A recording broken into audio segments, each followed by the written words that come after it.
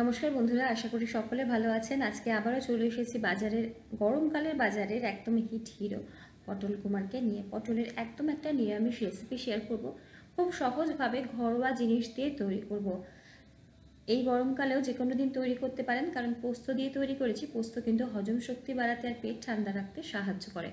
আমি এখানে 400 গ্রাম মতো পটল নিয়েছি। ভালো মতো ধুয়ে দুটো দিক অল্প করে কেটে বাদ দিয়ে এভাবে খোসা ছাড়িয়ে নিয়েছি। পটলের সমস্ত খোসাটা ছাড়িয়ে নিলে রান্নার সময় একদম নরম হয়ে যায়, যেটা খেতে ভালো লাগে না।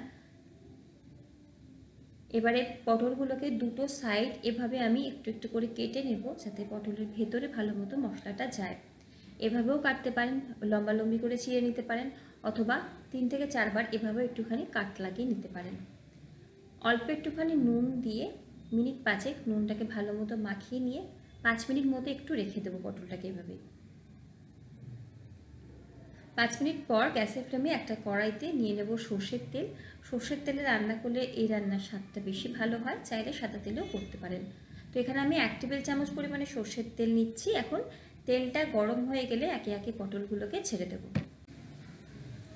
যেহেতু পরিমাণে অল্প নিচ্ছি, তো একসাথে সবকটা পটলই দিয়ে দিচ্ছি তেলে। এবারে উল্টিয়ে পাল্টিয়ে, আমি এখন কোনো হলুদের ব্যবহার করছি না, উল্টিয়ে পাল্টিয়ে লালচে করে ভেজে নেব। তো একটু সময় নিয়ে ভাজবো, মিডিয়াম টু লোতে রেখে একটু ঢাকা দিয়ে পটলগুলোকে ভাজবো। মাঝে মাঝে অবশ্যই ঢাকনা খুলে একটু উল্টিয়ে পাল্টিয়ে দেবেন, নাহলে একটা দিকটা বেশি কালো হয়ে যেতে পারে।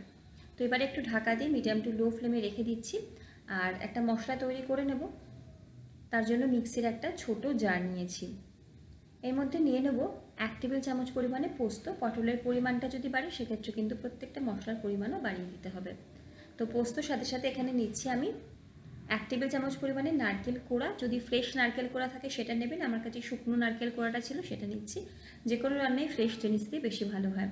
3টে কাঁচা লঙ্কা দিচ্ছি। রান্নার ঝালটা নিজেদের স্বাদ অনুযায়ী দেবেন, তবে এই রান্নাটা একটু ঝাল ঝাল হলে খেতে বেশি ভালো লাগে। তার সাথে এখানে দিয়ে দেবো আমি 1/2 চা চামচ পরিমাণে নুন, আর 1 টেবিল চামচ পরিমাণে দেবো টক দই। অল্প একটু জল দিয়ে ভালো মতো একটা মসৃণ পেস্ট তৈরি করে নেব। যদি শিলনোড়ায় বাটতে চান, অবশ্যই শিলনোড়াতে বেটে নিতে পারেন। শিলনোড়ায় বাটা মশলার স্বাদই আলাদা হয়। তো এই মিশ্রণটাকে বেটে নিয়ে মিশ্রণটা সাইডে রেখে দিচ্ছি। আর এখানে দেখুন, ঢাকা চাপা দিয়ে পটলটাকে বেশ লালচে করে ভেজে নিয়েছি। এবারে তেল থেকে পটলগুলোকে তুলে নেব।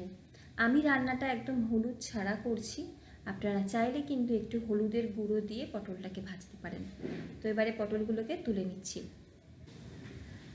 পটলটা তুলে নিয়ে আমি এখানে আরও একটু সর্ষের তেল দিচ্ছি। আরও মোটামুটি 1 টেবিল চামচ পরিমাণে সর্ষের তেল দিচ্ছি।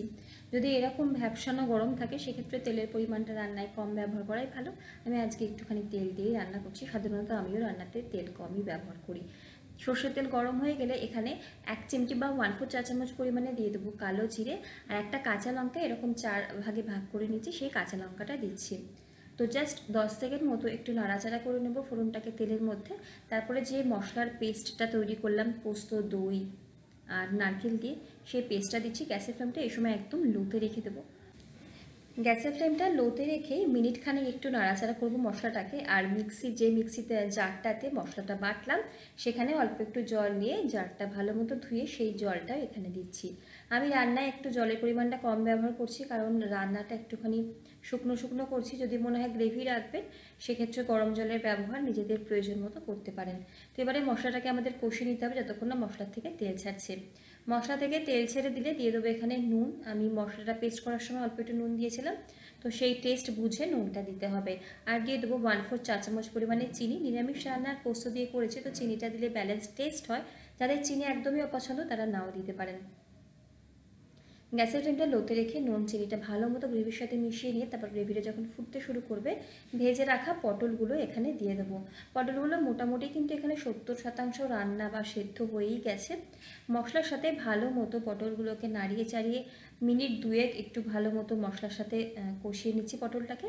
তারপরে ঢাকা দিয়ে একদম লো ফ্লেম রেখে 4 থেকে 5 মিনিট মতো রেখে দেবো। মাঝখানে একবার ঢাকনা খুলে নাড়াচাড়া করে দেবো। তাহলে কিন্তু এই পটল পোস্ত আমাদের একদম রেডি হয়ে যাবে।